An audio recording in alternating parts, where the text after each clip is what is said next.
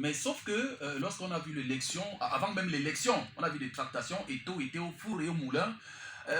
On a eu comme impression que jusqu'à un certain niveau, on voulait pousser la mafia, mais seulement il fallait que la vérité jaillisse et elle a jailli.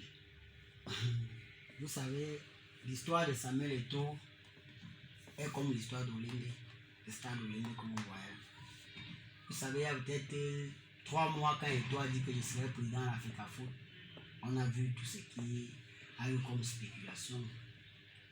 Moi, je ne voulais pas parler, comme le grand frère a dit, les images. Non, moi, je voulais juste parler d'Eto'o en tant que footballeur.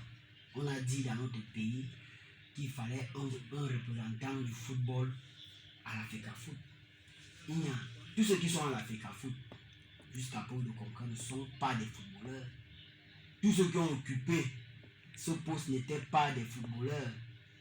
On peut partir depuis peut-être 68. Alors justement, est-ce que ce n'est pas ça le débat? Parce que lorsqu'on a vu ce qui s'est passé hier, d'abord, avant même cette élection, vous savez que Samuel Eto'o, on a cherché un consensus lorsqu'ils sont allés à Bafoussam, lors de la visite des infrastructures là. Il a claqué à la porte, ils sont allés même en République démocratique du Congo. Là, il y avait la CAF, il y avait même la FIFA. Samuel Eto'o a refusé.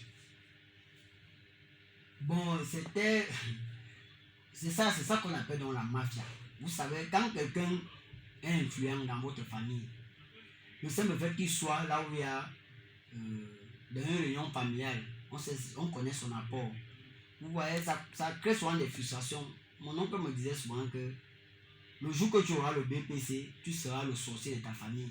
Pourquoi? Parce que ceux qui n'ont pas réussi me voient maintenant comme un démon, comme un diable. Un obstacle. Voilà. Parce que quand je vais dire quelque chose, on dira non, c'est parce qu'il veut montrer qu'il connaît.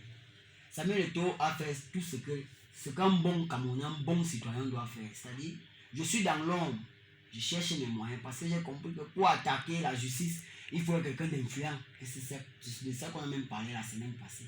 Samuel Eto'o a su jouer sa carte. Je ne suis personne, je n'ai pas de droit, je n'ai pas de bouche, alors je vais aller comme les autres, c'est-à-dire chercher mon argent et essayer de combattre, donc commencer la guerre avec mon argent. Parce que ceux qui sont en train de dire, oh, parce qu'il est milliardaire, c'est pas parce qu'il est milliardaire. Eto'o a travaillé et il attendait le bon moment. Il attendait le bon moment pour agir. Si vous regardez les vidéos d'hier, moi j'ai vu toute l'émission en direct, ce qui s'est passé, le vote.